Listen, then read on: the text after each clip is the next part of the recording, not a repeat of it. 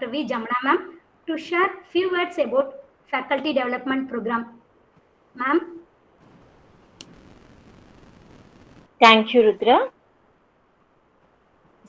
Very good evening to one and all present here. It's indeed a great pleasure to be the part of this 1 week faculty development training program. On behalf of IEEE Department, Jerusalem College of Engineering, and also on my own behalf, I once again welcome all the participants for putting your efforts in joining this faculty development program titled Electric Vehicle Drive Systems. And I'm very glad to share the August gathering that more than 250 participants have registered for this program. And we are all witnessing more than 100 participants. Now it is showing 125 participants have joined.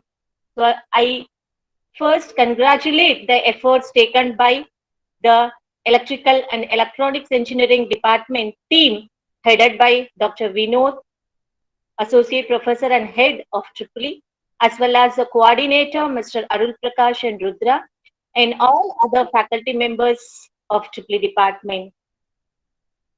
At this juncture, I also thank the participants for sparing your valuable time. We can understand that all our faculty members and you are in the work, and after reaching the home, and for this entire week, you will be sparing around 1.5 hours with us to attend this faculty development program. I hope and believe that this faculty development program will be an eye-opening session for all the young faculty members, those who wish to pursue their doctoral program. In addition, it will also act as a platform for all the members to acquire the recent developments in this area. Recently, I have seen the survey.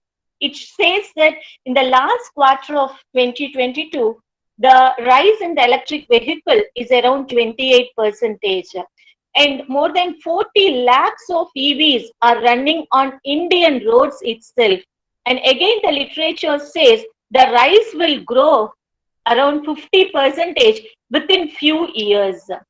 Only the main issues with the electric vehicle system is the investment cost, that is initial cost, and the lifetime of the battery. So more research is going on in the battery management system and also for reducing the charging time. Even yesterday we have visited the nearby mall.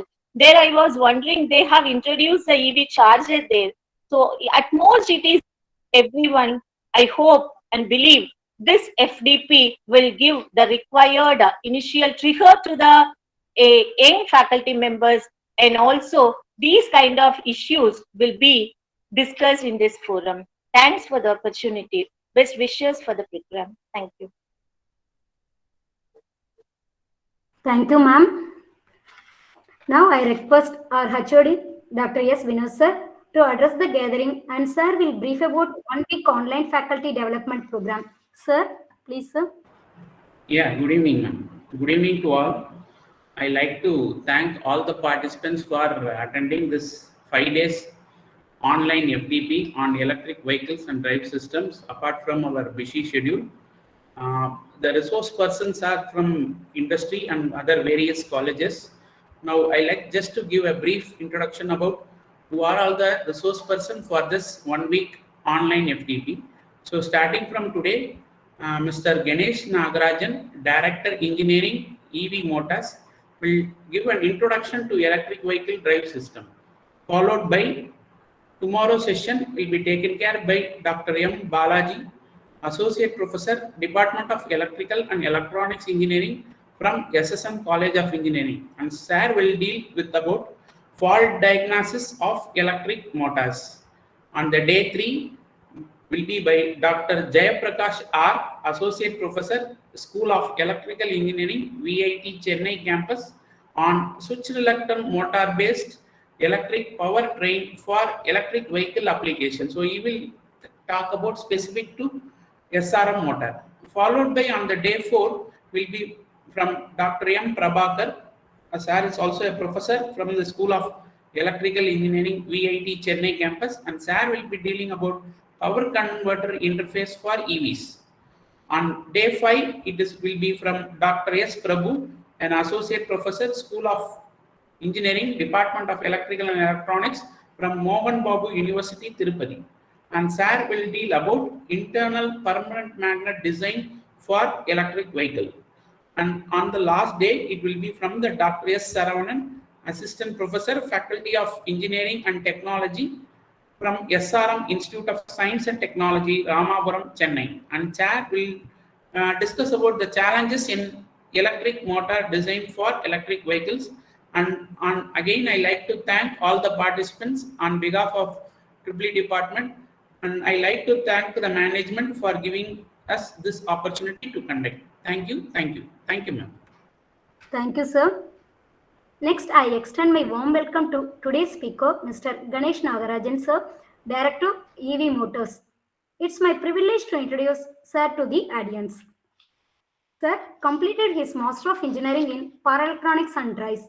He is having 15 plus years of experience in electric motor design as well as development and 12 years of automotive experience in electric motor design and development. Previously, Sir worked in Renault Nissan, Mahindra Electrics, Comstar Automotive, and co-founder of E-Propelled System India Private Limited. Sir filed 3 patents and published papers in various journals in the field of electric machine design. Once again, I welcome you, sir. Sir, now I request Sir to take over the session. Thank you for the introduction.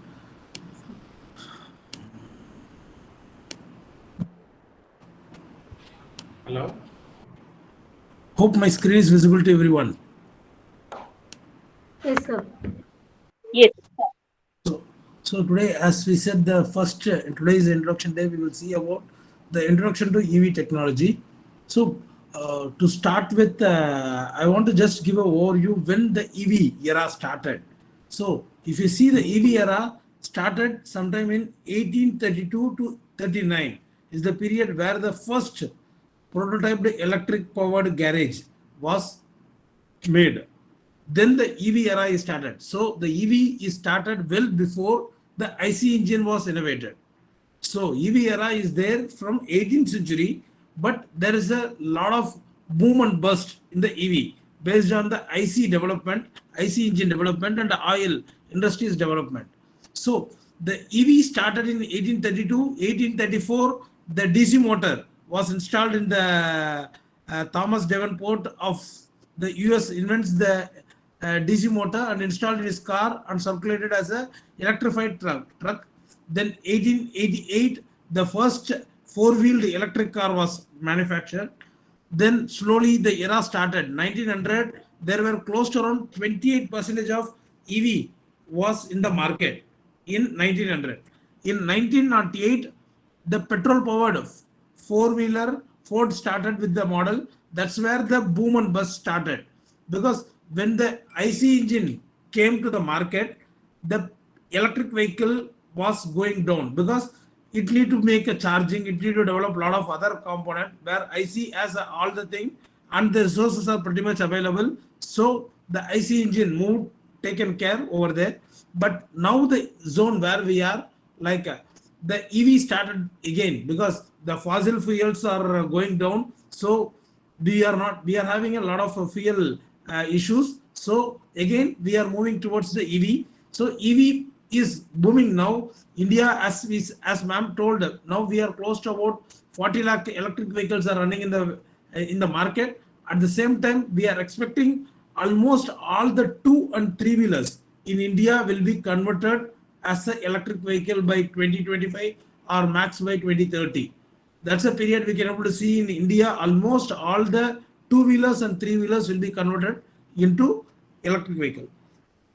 The different type of electric vehicles we can able to say like bicycles, then the golf cart kind of a vehicle, then the cars, then buses, locomotives, then submarines. These are the places where we are currently trying to migrate into a EV vehicle. So when we make IC engine to a normal EV vehicle, there is a pros and cons. So now let's see the pros. The pros is going to be lower fuel cost, less maintenance, high energy efficient. Then it's going to be environmental friendly. I'm saying it's a lower emission because still to generate electricity, we are doing a small emission globally. So that's the reason we are specifying it's a lower emission, not as a 100% zero emission. If you are going to use a renewable energy for charging your vehicle, then we can say it's a zero emission. Then comes to the major benefit, it's a very simple transmission, because if you can see it in electric vehicle, there is going to be only one motor. The motor will be connected directly your crank, directly connected to your wheel, and the vehicle will move, or there will be very simple transmission and it will move. Whereas in IC engine, you can find a lot of moving components. That's the reason the IC engine is having very low efficiency, whereas electric motor is having very high efficiency compared to IC engine, and this is oil or energy independent. So I am not worried about any specific oil is required to operate. This is purely runs with the electricity. Then what is going to be the main cons? It's going to be the driving range, because I am using a battery. Battery is the power supply, so the battery is limited to a particular range. After that, I need to either swap the battery or I need to recharge the battery. So to recharging this, it will take time. So the recharge, if I use whatever be the fast charger which is currently available in the market, still it will take close to about, to charge 80%, it will take about 20 to 25 minutes time period. So the charging time we need to wait over there. It's not like going to petrol station and refill your petrol, so that won't be there. But if you do it with the swapping station, still it will take about 2 to 3 minutes to swap the battery. Then it's going to be battery cost, because normally when we buy any IC engine vehicle, we are not paying the cost of petrol what we are going to put in the initial. It's going to be like a running cost. Whenever the petrol is empty, then we are going to fill. But whereas in EV, it's not like that. The battery cost has to be paid initially. So the battery cost is added. That's the reason, if you can see the EV cost and the normal IC engine, it's why it's expensive. EV is expensive is because of battery cost. We are paying the cost of the battery in the initial stage itself. Then it's going to be bulk and weight. In IC engine, if you have a fuel in your vehicle, then the fuel weight will be added to your vehicle, then that's going to be the weight.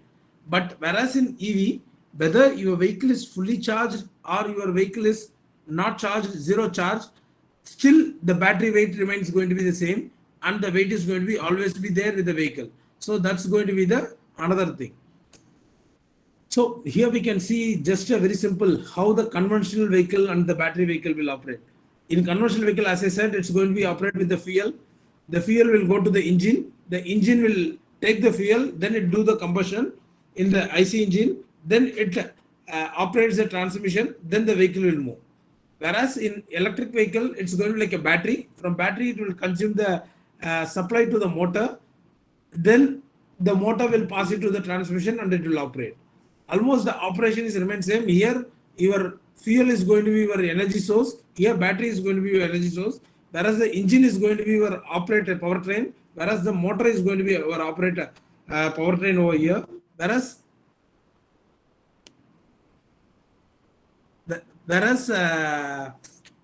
the transmission here, we are going to have multiple gears or CVT engine to make a gear system. Whereas here it's going to be like a very simple forward, reverse. That's pretty much it's going to be your transmission. You doesn't have a much system like first gear, second gear, third gear, fourth gear, fifth gear. There's no gear. It's going to be one single gear system where we are going to operate. So now comes to the hybridization. So like, because based on the motor, what we are going to use in the vehicle, the size of the motor, we can able to define the hybridization. Like micro hybrid, which is having this very small motor to operate start and stop of the engine. During the traffic, it will work. This particular system is available in the car like a Scorpio. Scorpio has a micro hybrid system. The next is going to be like a Ciaz, or currently whatever we have the vehicles from Maruti. We have this particular system which is called mild hybrid, where this will have a start and stop. At the same time, this will use to generate the regenerative braking, to save the energy to the battery, and also it will assist to the combustion engine. During the cruising period, it will assist to generate more torque to the vehicle. Next is going to be a fully hybrid, where this vehicle can operate only with the battery and motor. No need of any IC engine, no need to operate with IC engine. But the issue is to charge back the battery, you need to run with the IC engine. Then only the battery will get charged. That's the issue with fully hybrid. When it comes to the plug-in hybrid, it's almost similar to like fully hybrid, but additional option what we get is we can able to charge the batteries from the wall outlet. Different charging systems we can able to use, and we can able to charge. This system is available with the vehicle called Renault Ecolab. So this is a pretty basic architecture of an EV, what we can able to say. So where you have your battery will have a DC-DC converter and other vehicle equipments like AC, lighting, horn, other systems will go. Then the major power supply will come to the motor drive. The motor drive will operate your electric motor, and there will be a very simple reduction gear which will reduce the motor gear to your wheel, and the wheel will operate. So now we are going to see where the place where we are going to keep this motor. Accordingly the hybridization will vary. For example, if I am going to keep the P0, that is, I am going to use my IC engine, and also I am going to keep my motor through the belt driven to the IC engine, then it is called a P0 of a vehicle, which is called BSD, that is belt driven starter generator, this technology. So where if I keep my motor in the P1, the place where before clutch we are going to keep, then that is called ISG, integrated starter generator, where the motor is kept in the place like in place of clutch. If you are going to keep, that is called P2. So this is pretty much series and parallel to your IC engine, where we can able to operate. Where the P3 is before the gearbox, we can keep the motor and we can able to operate. This is pretty much like a hybrid vehicle. Then the P4 is completely independent of EV. So where there is no IC engine, it's only directly driven by the electric power supply, the supply taken from the battery. The source is battery. So this is called P4. So this is the pretty much the terms which we use. The P0, this is mainly in the four-wheeler market, which is going to be based on the place where we are going to keep the motor. They will tell it in the different terminology. So comes to the EV main components.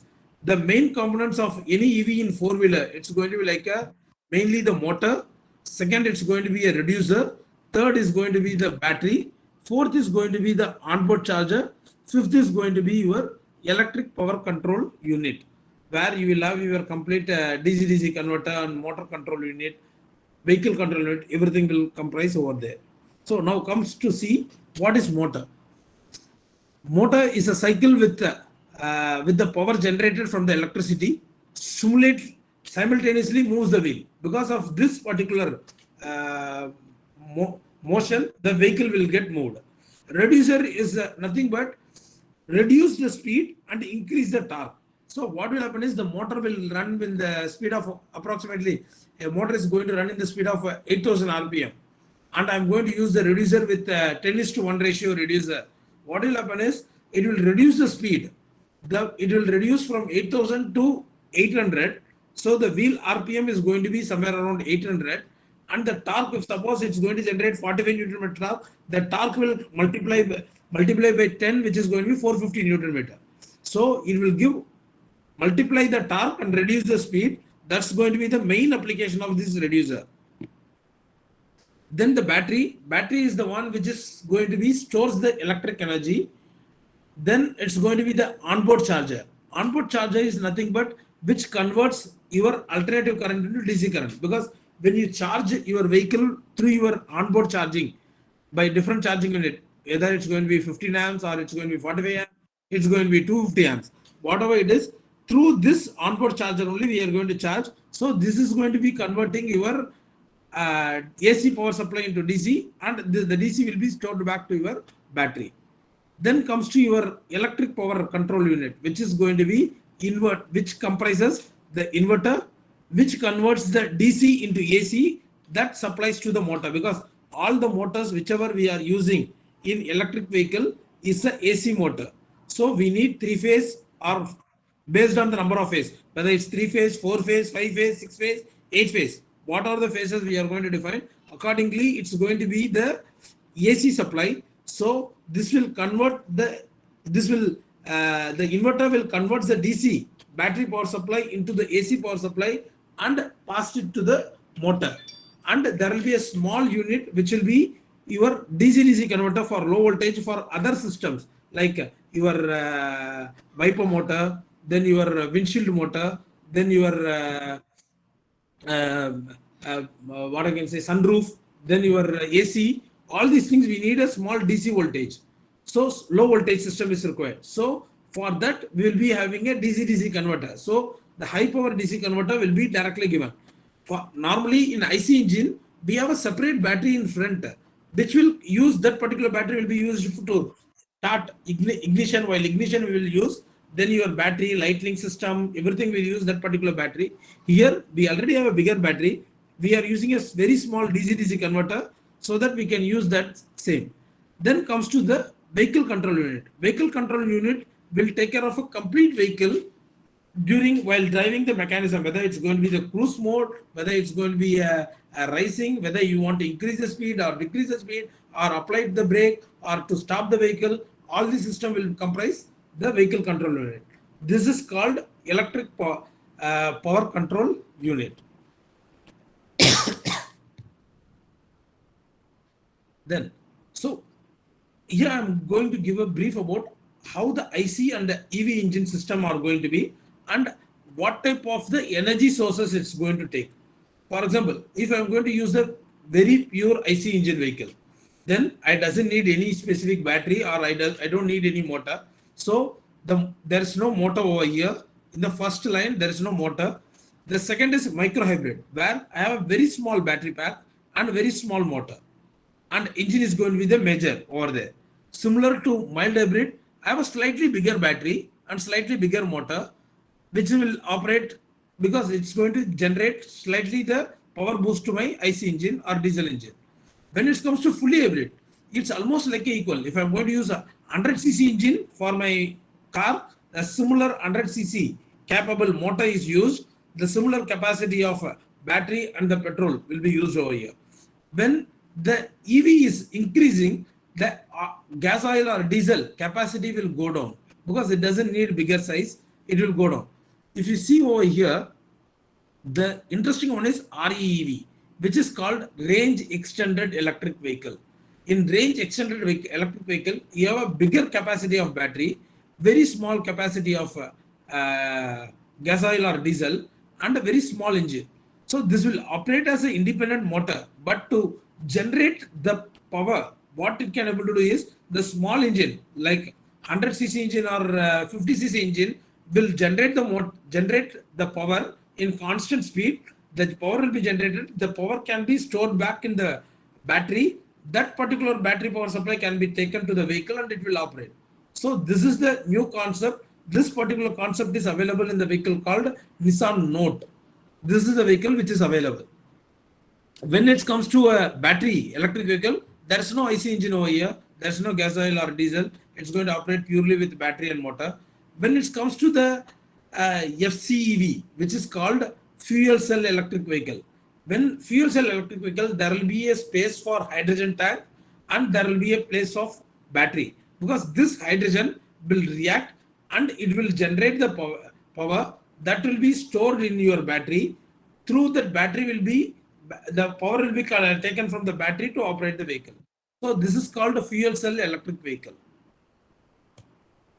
So here I am specifying few drivetrain systems for EV. This is based on the place where we are going to keep the motor and the transmission system. So this is pretty much a conventional, which is currently available in almost all the EV vehicles are using this particular system.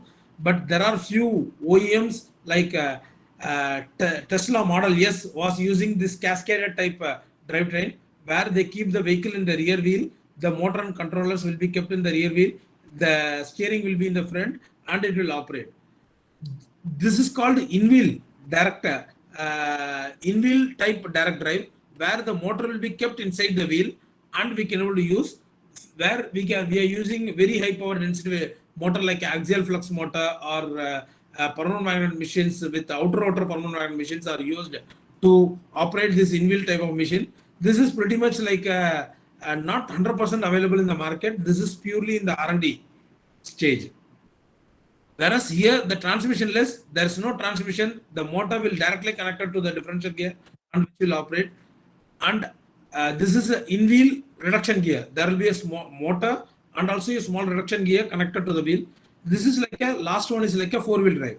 All the four wheels you have a motors, and all the four wheel can be powered whenever you need very high power. This type of power system can be used in the terrains or in the deserts where you have a stuck, the motor is stuck, your rear two wheel stuck, then you can operate only rear two wheel to push up the more power so that the vehicle can move. So this is four-wheel drive system. Pretty much in the market, it's available is a conventional drivetrain system and cascade drivetrain system. These are the two different drivetrain systems are available in the market. What is required when it comes to, because we are seeing motors for quite long period. So motors we are using for different application in industry, like from pump application, constant speed application, power generation application. So we are using motor for a lot of different applications. But when it comes to EV, we need specific parameters to be determined, because I can't use a normal conventional motor which is used in industry. I can't take it and I can't fix it inside the vehicle, because the 3 kilowatt motor which is available will be close to about 20 kg. I can't able to carry the 20 kg 3 kilowatt motor keeping inside the electric vehicle to operate. That's not going to be the realistic case, because to operate the vehicle I need higher power, higher wattage. So what is required for a motor characteristics can be, we can control by the below statements, like the power requirement, the rated power for acceleration performance, that's the acceleration time and the acceleration distance. That is, when I start the vehicle, within 60 seconds I can able to reach about 100 km per hour speed, that we can able to reach or not, and decreases as the constant power region ratio, how we can able to play the constant speed and constant power region, how we can able to split up that we can able to make it. And conventionally, what is the rated speed? The rated speed is required up to the acceleration. Once we have reached that particular, then we can able to go inside the constant power region ratio. So this will result into a larger motor size and the volume, so that we can able to make it. And passing performance, how fast we can able to go, that is, so this will define your constant power region ratio increases. And also we need to know what is the motor speed and what is the torque required. The low speed can able to make with the higher low speed motors with extended constant power range, which is required higher rated shaft torque. So when we compare these two, so what I can able to make is, I have given very simple comparison, the traditional industrial motor versus EV motor. In EV motor, the ambient will vary. It varies from -40 to 140-degree temperature based on the place where we are going to operate and based on the conditions where it's going to be operated. Whereas in industrial machines, it will be operated 20 to 40, unless otherwise if you are going to operate something in mine, then the temperature is going to vary. Or if you are going to operate in remote places, according to the ambient, the temperature is going to be. Whereas in operation environment, here it's going to be additive, because the same vehicle which I am going to use, I will use it in Chennai, I will use it in Bangalore, I will use it in Kerala, I will use it in Delhi, I will use it in Jaipur.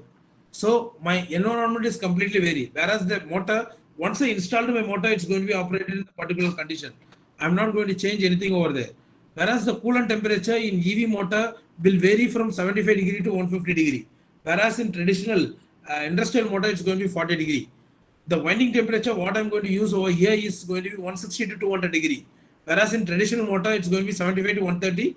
Some cases like mining application and other application, we try to hit close to around 160 to 200 degree over there.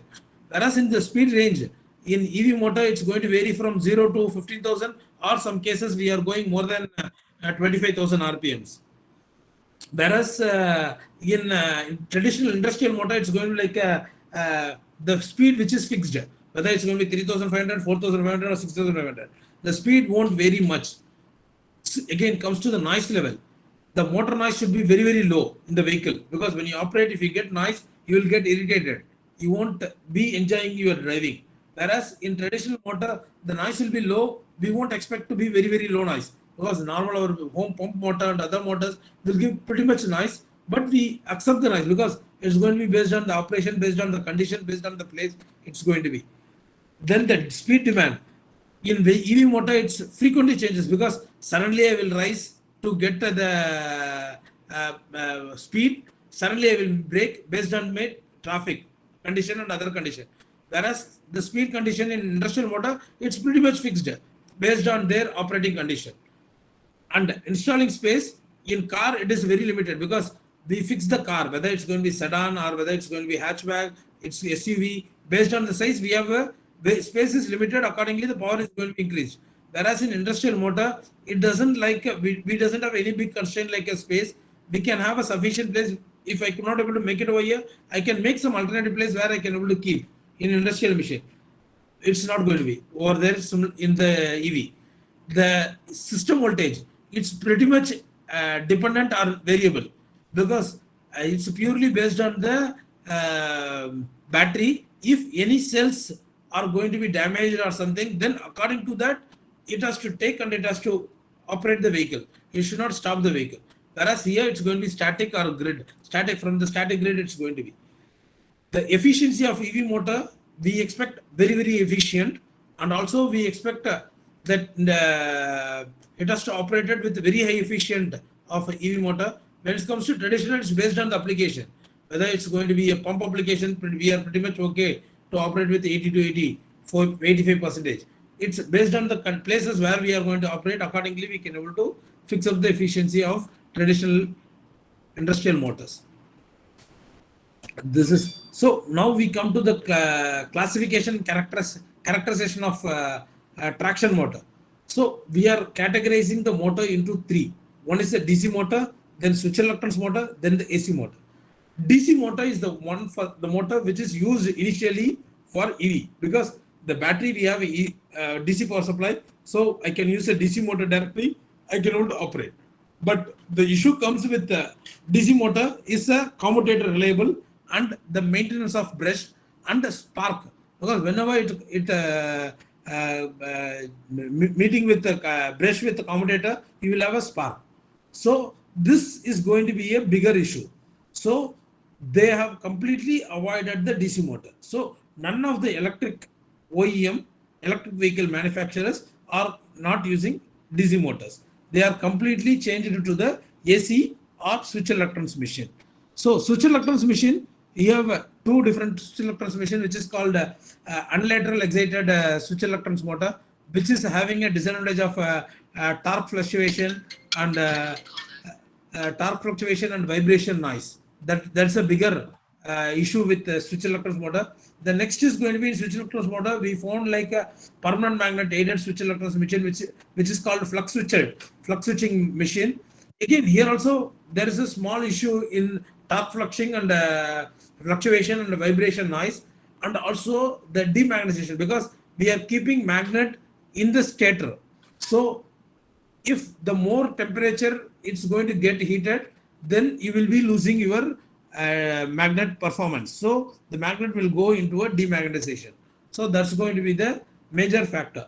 So next, what we have decided to go is AC motor. In AC motor, we can only segregate into two, which is induction machine and synchronous machine. So in induction motor, we can only say like a wound rotor. So wound rotor, again, you have again in the rotor you will have your copper and you have to make it. Then the next is going to be your cage rotor. So the cage rotor is the one which is used in different electric vehicle manufacturers. For example, Tesla Model S is used with the cage rotor induction motor. Then it comes to the next one is called synchronous motor. Synchronous motor, further we can able to split into permanent magnet synchronous machine, a reluctant synchronous machine, excitation synchronous machine, then hybrid excitation synchronous machine. So pretty much almost all the OEM are using with permanent magnet synchronous machine, which is having based on the excitation of the coil, stator coil, we can able to specify by 2, which is trapezoidal wave permanent magnet machine, and sinusoidal AC permanent magnet machine. So trapezoidal wave permanent magnet machine called BLDC, which almost the small e-rickshaw application, still lot of companies are using trapezoidal wave permanent magnet machine, and also in hub motors they are using trapezoidal wave permanent magnet machine. Whereas the higher power are four-wheeler and two-wheeler, three-wheeler, where you need a very capacity, they are preferred to use with sinusoidal AC permanent magnet synchronous machine. That's the predominantly all the OEMs are using, almost like a close to 90 to 95% of manufacturers, vehicle manufacturers are using sinusoidal AC permanent magnet reluctance motor is the one which they are using. Next comes to the reluctant synchronous machine, which is under development. Still, it's not proven. This particular motor is proven for industrial application. Still, lot of research is going on towards to EV application. So people are working. It's in the research application, not in the realistic in the market. The next is going to be the excitation synchronous machine, which is a quite interesting motor, which is used by few OEMs like Audi and Renault. Those two companies are using this particular technology, and they are trying to showcase this particular technology is viable because this is purely independent of permanent magnet. Because currently the permanent magnet we are depending only with China. China is the only source. Close to 99.99 material is available with China. So if we are making permanent magnet machine, then we are dependent with China. So when to avoid the dependency, people are started working with the excitation synchronous machine. So that's the one. Then the last one is nothing but your hybrid excitation synchronous machine, where the PM clap-on motor and a field and a permanent magnet hybrid excitation synchronous machines are used. This is pretty much in the smaller phase, not fully for the application like a four-wheeler.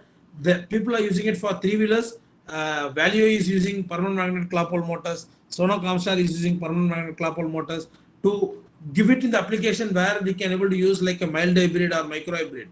Those two applications we can able to use this particular motors.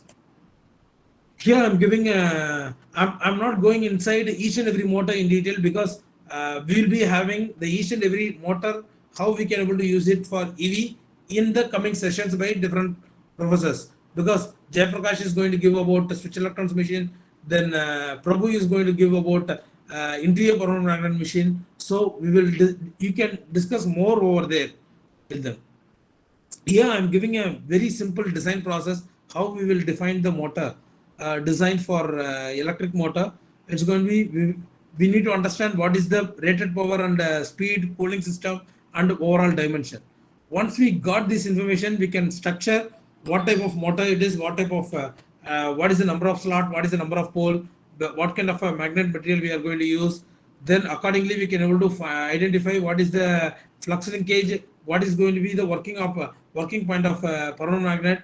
Then we can define the windings. Then your stator and rotor dimensions can be fixed, and the permanent magnet and the air gap. What is the air gap we are going to make? Proper we choose proper winding structure. Then we check the coefficient of flux linkage and permanent magnet operating point. If everything is fine, then we go towards the electromagnetic. Else we go and we redo the same study. Once electromagnetic simulation is done with the empirical formula with using finite element analysis, then we go to we check what is going to be the flux density in the core, flux density in different places. We check those parameters.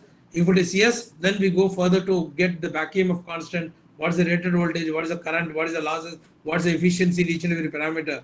Else again we go and we change the stator and rotor diameter and other parameters. Then if we check the current density, once we calculate this thing, then we will check the current density and temperature rise, what is the slot size, those things we check. Accordingly we retune again. If it is yes, we go to the next stage. If it is no, again we go to the winding and we change the number of turns, the number of stand, whether to reduce the current density is possible. Then if it is yes, then we go for simulation further. Then we can go and build the proto samples, we do test, then the motor design is done. If simulation is not okay, then we go and analyze and we modify the parameters and we try with the different structures and we operate. This is the very simple basic motor design process, which we will be using it for electric vehicle to design the motors. So according to the different motors which I have specified, here I am categorizing from 1 to 5. I want to make it like in DC, in features like a power density, efficiency, controllability, then reliability, cost, then and cost, noise, then maintenance. I'm giving the different values to each and every motor. So when I categorize this, the DC motor is completely eliminated. The induction motor is pretty much okay because noise, maintenance, cost, reliability is pretty much okay, but power density and efficiency is pretty low when I compare to the PMSM and BLDC. So what we can able to say, the PMSM and BLDC is a pretty much a stable motor which can be used for EV application. So DC motor, we need to have a regular maintenance. The major drawback with SRM is high noise, whereas the key merit of induction motor is a low cost, while the main advantage with the permanent magnet is the high power density and high efficiency. The evaluation indicates that the commutatorless machines are preferred to the commutator one, namely the DC machine. Among those commutatorless machines, the induction machine and the PM machines are more attractive. Between the two type of PM machine, the PM BLDC can be potential offer than the BLAC. But preferably, we are going based on the modulations. We can able to go permanent magnet machine is pretty much okay for EV applications. So, any questions till now?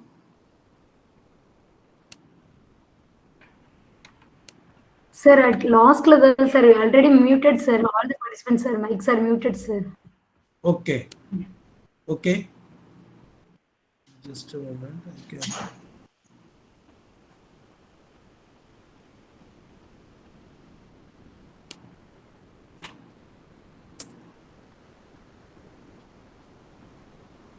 Okay, I will share my screen again.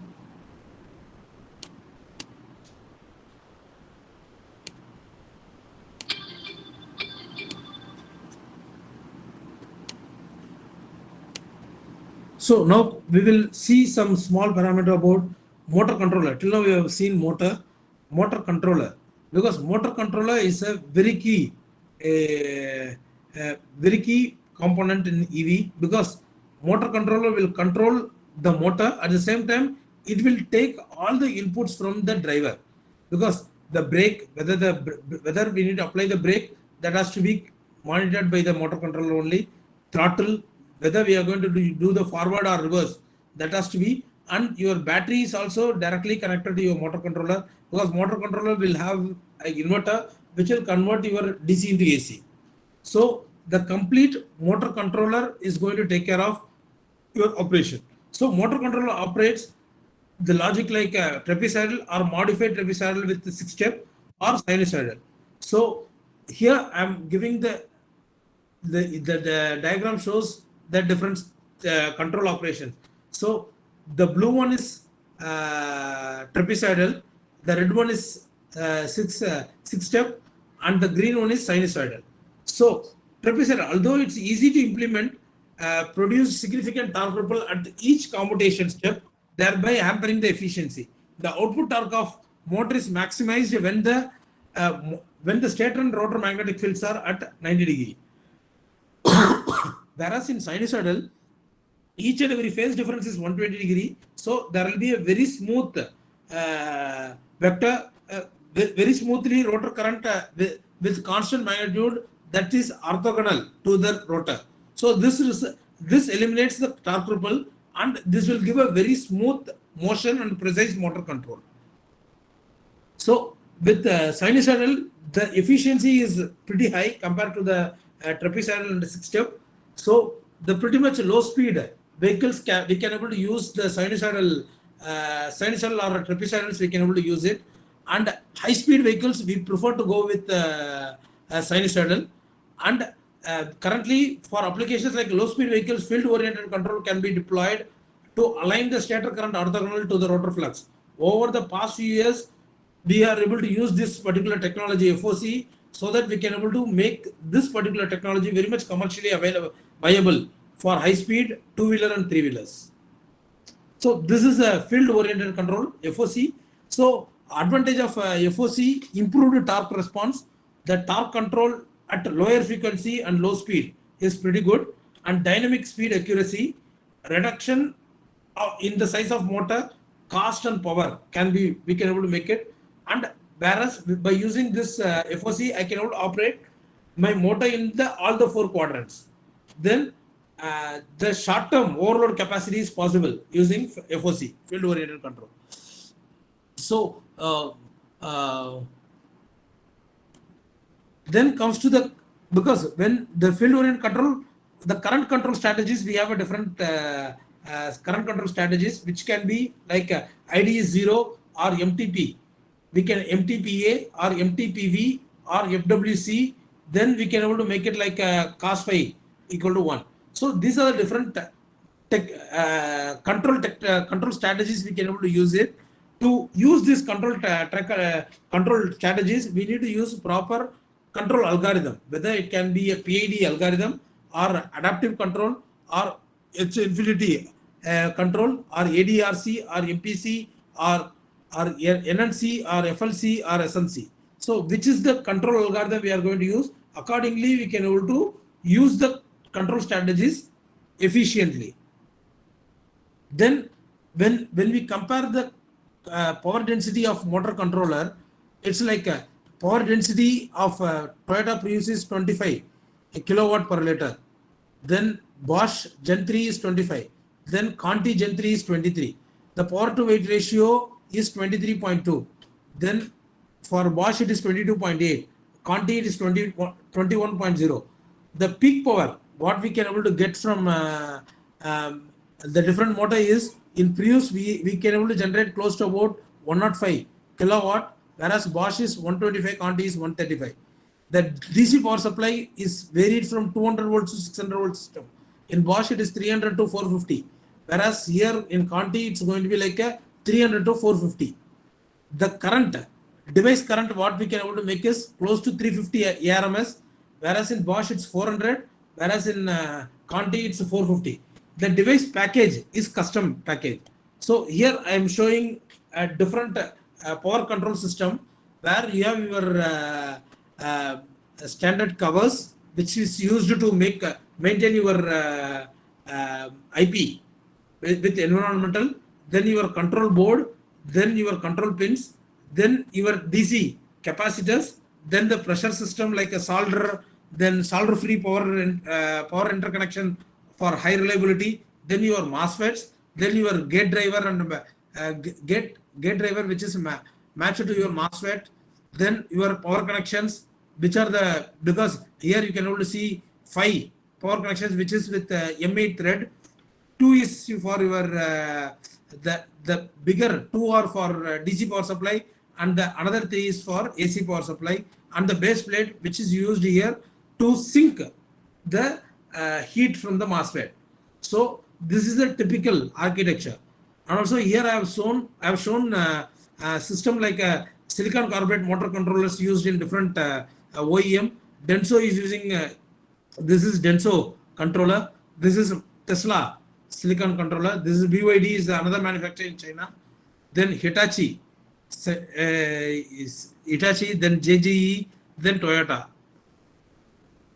So the innovation of motor and powertrain system is configuration technology of electromechanical coupling assembly, because we can make any kind of a motor, whether it is how easily it can able to adapt to the vehicle architecture. Then sealing, condensation, the heat dissipation, lubrication. If you are going to use any kind of a lubrication, how it can be easily integrate with the electromechanical coupling system. The key parts like shaft, gears, clutch, planetary gears and actuators, how we can able to easily merge to this system. Whether we are going to use a direct drive hub motor or any new type of wheel hub system or innovative design which can able to make a different braking system. The same motor will act as a brake, same motor will act as a powertrain. How we can able to make. and also we can able to see about what is the different NVH noise, how we can able to suppress the noise, how we can able to do the proper evaluation for getting the NVH design, and standard validation, standardization and specification for electromechanical, because all these particular standards we doesn't have a fully available standard, is not available, it's in the emerging stage. So we can able to make, how we can able to make proper standards for testing the electromechanical devices, that we can able to think over. Here I am giving a small roadmap, how will be the parameters of different performance of powertrain component and material in 2020 and 2025, 2030 and 2035. So currently the specific power of e-motor, that is kilowatt per kg, is 4, but what we are targeting in 2035 is 7. Currently the efficiency of motor what we are operating is somewhere around 88-90, but we want to target close to 95. The cost of motor currently we are paying close to around 35 yen per kilowatt, whereas we are going to make somewhere around 20, because we are going to reduce the cost. Similarly, the power density currently we are operating with 25 kilowatt per liter, whereas what we are going to target is close to around 70. The area ratio of a converter efficiency is 90%, less than 90% now. What we want to target is close to 94. So similarly, all the parameters we are targeting to improve the performance. So this is going to be the technology roadmap where we are now, how we can able to achieve. So we need to work a lot of different technologies, different parameters to achieve this particular parameters. Here I am showing few testing cases, like in no load, in hub motor, how we can test the no load test. Here the engineer is, the motor is here, he is using a small throttle, and the throttle is giving the throttle and interfacing, where you can able to see the speed and what is the voltage, what is the current it's consuming in the no load. That we can able to see it in the no load testing. Similarly, we can able to see the similar one for mid-drive motor. The first one is a hub motor. This is the mid-drive motor. Here I have a controller. This is a motor. Again, I am giving a small throttle to operate.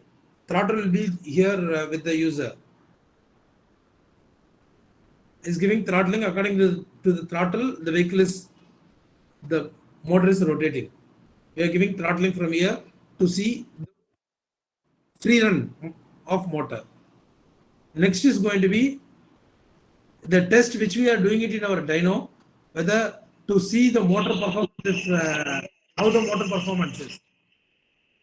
So this is the dyno which we use. We mount our motor over here, and we keep the load motor on the other side. We load from the one side to other side to see what is the maximum torque it can be able to go, what is the maximum power it can be able to obtain, what is the maximum time it can be able to run. We can be able to see the temperature, everything we can be able to monitor, and the torque can be varied from a 0.1 Newton meter, can be measured using this particular rig. So before, whenever we make any simulation, once we made prototypes, then we keep the motors in the rig and we see the performance. Then we will move on to the vehicle level analysis. This is a video which is for your mid-drive motor, where the motor, again, the motor is fitted over here. This is the motor which we are keeping it in our two-wheeler and three-wheelers, and connected to the load motor, and we are trying to see what is the maximum load it can able to obtain, what is the maximum performance it can able to deliver.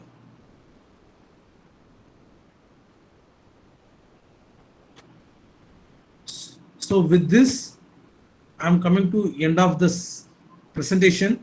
So now we can go into the discussion side, where we can have a lot of discussions or questions based on yours.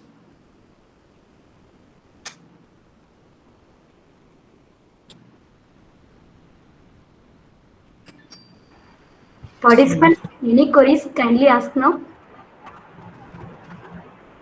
No. Hello. Yes, sir. We are Hello. unable to hear your voice. Yes, Sriram. Hello. yes, Hello. Yeah, yes. Tiram, you can. Yes, Tiram. Sir, sir, from a one doubt, sir. Now the electric vehicles is coming like magnetic models are not battery models, sir. Nowadays, Magnetic model means I'm not getting. sir. For suppose Japan trains taking means it is going like magnetic model only. So Magnetic no, sir. leviation. Magnetic leviation, which Deviation. no, We can that keep can be in the. done. No, that can be done for train, not for two-wheelers or three-wheelers. I am telling for four wheelers, sir. We can keep four wheelers also, sir. No, Same, four-wheelers, same. because how you can keep a separate road for four-wheeler? You can't keep a separate road for four-wheeler with the current situation. Unless otherwise you develop a specific system, then you can able to make it. So then that will become a completely a different system. So currently that proposal is for train, yes. Already it's proven, technology is proven in Japan and China and a lot of other countries they were proven. So it's okay for train, not for four-wheeler. It's in the very, if it is there, it's in the research stage, not on the proven stage currently for four-wheeler. Because you can't keep a separate system where nobody will cross. Because in India, you can't allow, oh, anyone, it's very difficult to maintain in India. Another one though, sir, we can keep solar panel and also we can run the You motor, can sir. you can do that because solar panel, it's like, because you can't rely 100% with solar panel, because when you solar panel, if you are in a one particular place, then you can use your uh, MPPT or whichever the algorithm. Through that you can get maximum power and you can able to move, make it, you can able to charge. When the vehicle started moving, you can't get the solar power exactly the maximum power, you can't able to achieve it. And also when the moves, sometimes you will have your shadow, sometimes you will have your based on the places where you are operating a vehicle, your sun will be sun will vary your so that it will be very difficult to make it.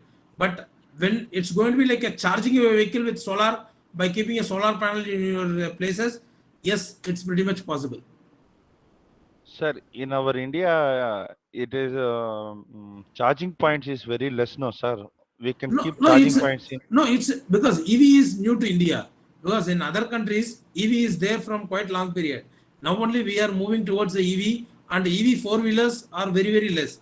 So now we are moving towards that. So slowly the charging system, everything will come. Like in the starting, Dean ma'am told, the, she visited a specific mall, there is a infrastructure for charging. So it's coming up slowly. Each and every one is taking responsibility, and it slowly it will be available in India. Sir, another one doubt, sir. In our roads, it will this car will be set, sir. Which one?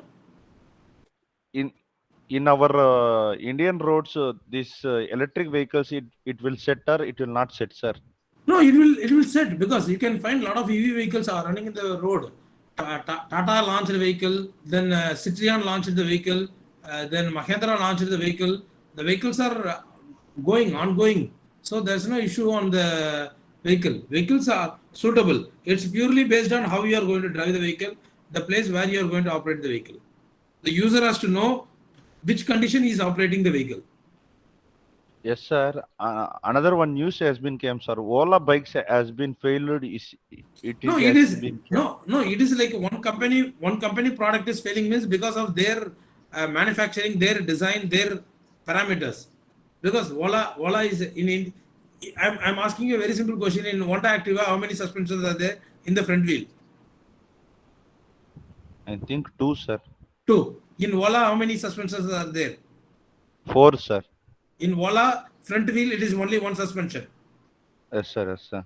Okay, because Yes, it's sir. like a in Indian condition, whether it's going to be there, it's going to be. It's like it's something new. We are trying. You want to try it out with a single suspension. It's failing because of that. So Ola will come down with some other parameters to rectify that. That's each and because you can't get succeed in the first product itself. We need to see how the market is going to be, how the thing is going to be. So slowly, based on the feedback, people will rectify, manufacturer will rectify, and they will give a right product to the customers. Okay, sir. Thank you, sir. Thank you for my Thank you. queries, sir. Thank you. Excuse me, Thank sir. you. Thank you. Excuse me, sir. Yes, Mr. Karnagaran. Sir, nowadays, which electric bike is better for, sir, by considering all the parameters like control unit, battery, and everything? No, it's not like I can't recommend any specific bike. Because so many electric vehicles are nowadays this morning. No. I'm asking another question to you. Hmm. Which IC engine vehicle you suggest? Whether Honda Activa or Honda Shine or That is depends upon the customer, sir. But we cannot able to predict nowadays which vehicle is better for no, electric, particularly that's going to be the electric. same. That's going to be the same condition because we can't able to validate because some EV manufacturers are giving extra range.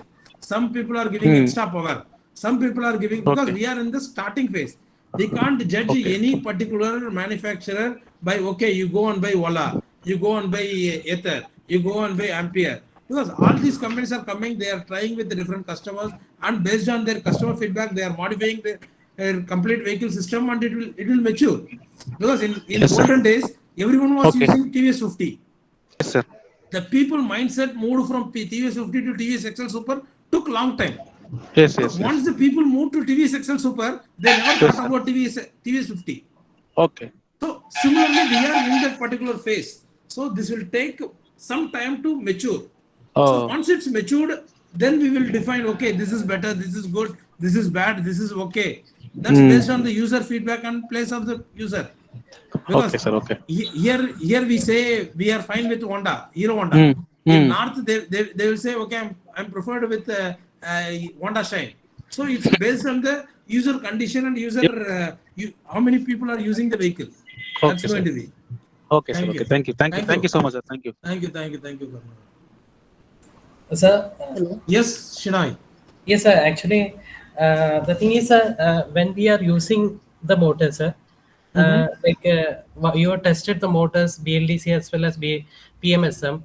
So, how much is the efficiency you were obtained, and other than the dynamometer test as well as no load test, is there any other test? Because you may be loading means you what we do is we do primarily the no load, then we do with dynamometer, then we fit it the motor in the vehicle and we check it with the vehicle dyno. So where I can able to see the complete performance. So with these parameters we can able to measure it. What we achieve currently is we can able to achieve close to around 92 to 95% of efficiency what we are trying to get. So that's in the load condition, right, sir? Yes, under load condition. Sir, during the presentation, you have shown a laptop and a software which was accessing the test data. Can you describe which type of software you are using for acquisition or any DSpace or anything kind of thing? No, we use a specific LabVIEW. It's a software which we use. That's where we get all the data.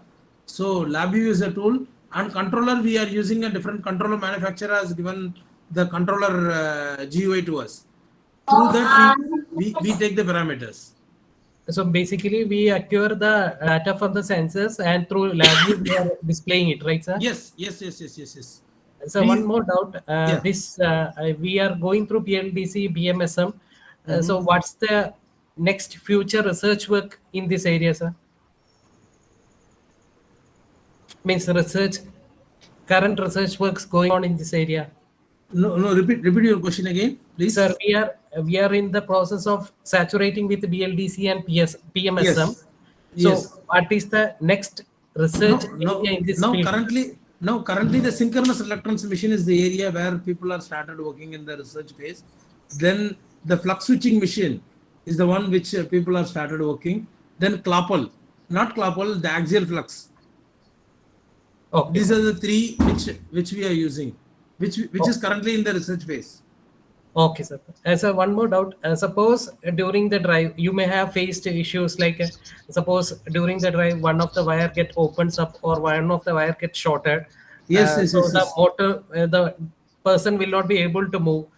Is there any fault tolerant method available or? 100% fault tolerance method is available. Probably tomorrow you will have a session with Mr. Balaji, who is going to discuss more about the fault tolerance. Okay, sir. Thank you. Okay. Okay. Thank you. Hello, sir. Yeah. Hello. Yes. Yes, Mr. Sir, this is Vinay Ganesh. Kumar. Yeah, Vinay Sir. Kumar. Sir, how to choose the charging system, sir? How to No, choose? Uh, it is because um, normally for two-wheelers, the manufacturer itself is giving the charging system because they will provide their own charging systems to adapt because they know what is the capacity of battery which they have used everything. When you want to make it like external, completely a separate battery system, which is going to be if it's going to be four-wheeler, there are the architecture you need to define very precisely what type of charging system you are going to define, whether it's going to be fast speed fast charging system, whether it's a AC/DC or DC/DC or what type of system it's going to be. Then accordingly we can able to think on the charging system. But charging system is also one area where a lot of research is going, how we can able to make, because if you speed up your charging system, that will make everything faster. Sir, what about charge controller, sir? How to choose? Because in our college we are doing the project by the students, so they are using DC motor and this battery system. But how to choose the this one charge controller? How with any specific charge controllers are there for No, DC it's motor? going to be what type of system you are going to develop. Accordingly, you need to make it your system also. So Sir, I can't able to blindly say you have to use this particular system because there are a lot of different technologies, control strategies are there, which you are going to choose accordingly. It's going to be because as is shown for FOC, there is a multiple FOCs are there. To make the FOC current control strategy, we have multiple. Again, to make the current control strategy, we have again the control techniques are different. So what you are going to choose accordingly, it's going to be. Probably, I think you will be having one session with Mr. Prabhaga from VIT. He will be giving more information about power converters and inverters. Hopefully, we will get more information about the chargings from him. Okay, sir. Thank you, sir. Sir. Thank you. Hello. Sriram, there are many Sir, people sir. are there. So please, you can, if Okay, you have sir. any questions, you can drop a message to the coordinator. They can able to, I can able to respond to them. Okay. Okay, sir. Because Thank you, sir. we have given one chance to you. Now I will give it to the other people because there are 2-3 people are there in the line. So I need to respond to them also. Okay. Yes, Pavitra, you raised your hand. Pavitra ma'am. JSK Industries. I think people can able to unmute by themselves, right? Yeah, sir.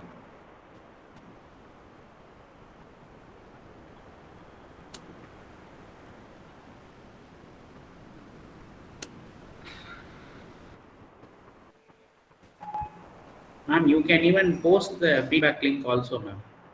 Okay, sir.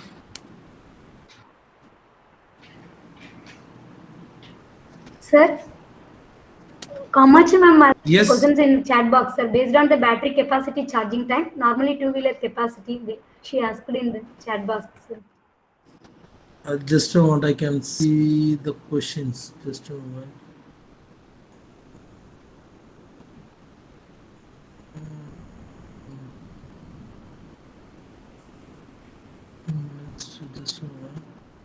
Can you repeat the question again, please? Based on the battery capacity charging time, sir, question is not fully, sir. Kamachi ma'am, are you there, ma'am? Ma'am, can you hear my voice, ma'am?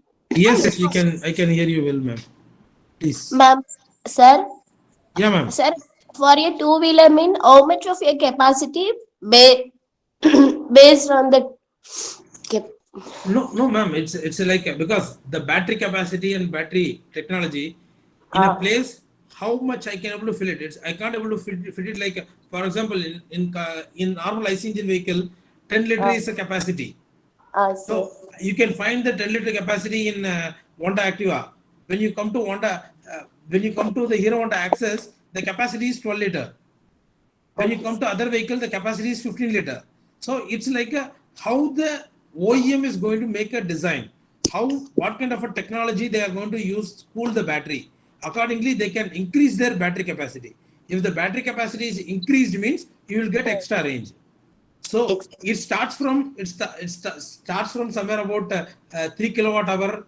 Maximum people are going close to 5 kilowatt hour, 5 kilowatt hour, 6 kilowatt hour, based on the cooling techniques. What type of cooling techniques? If you are going to use a water cool techniques, then I can use a much the speed, my range, I will get better range. Accordingly, my charging time is also going to take more, because the battery is more, the charging time is also going to take more. So how efficiently your charging system you are going to develop, accordingly it's going to be. Okay, sir. Okay, sir. Okay. Thank you, sir. Okay, ma'am. Okay.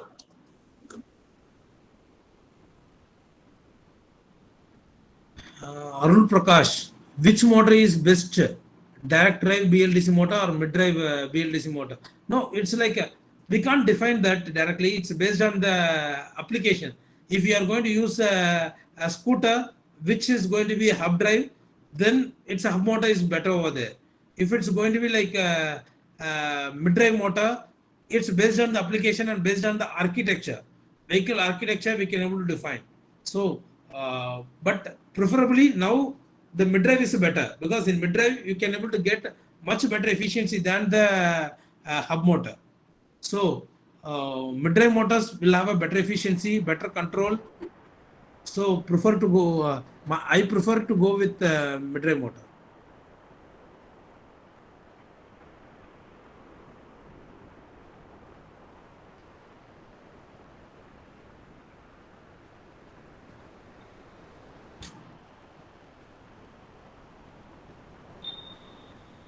Participants, any other questions? I think Pavitra SG, ma'am is raising their hand, but I don't think ma'am cannot able to make. Pavitra ma'am?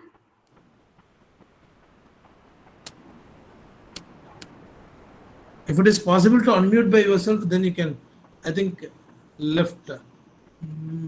Yes, sir. Now she does.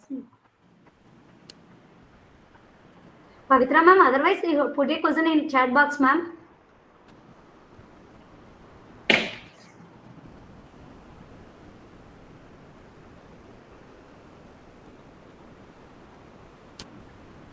If there is no question, you can wind up now.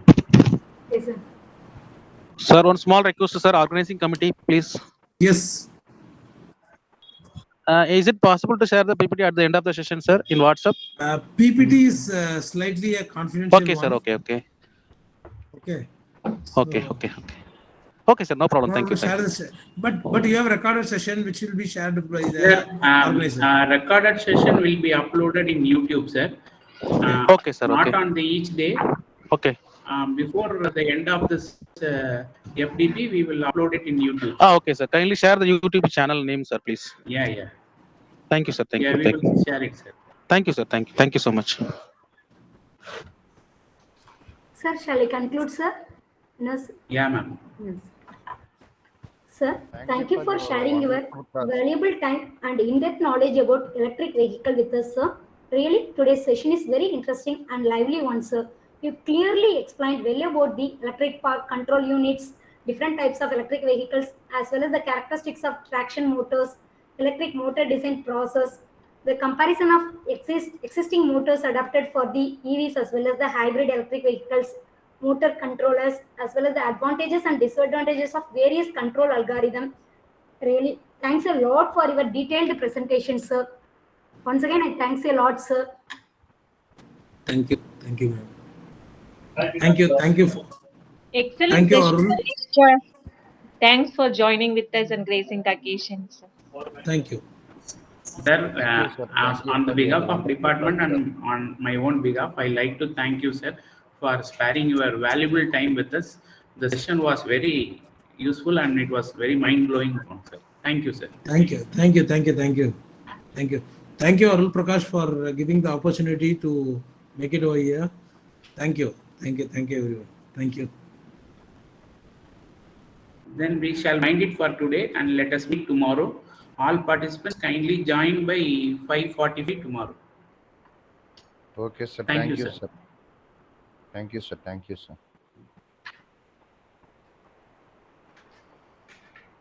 You can stop the recording, ma'am. Okay, sir. Sir, another one doubt, sir. This Yeah, tell me, link sir. only work, sir. This link work on tomorrow also, sir. This link only, Yeah, or same another link. link, sir. No, same link for Okay, all sir. 6 days, sir.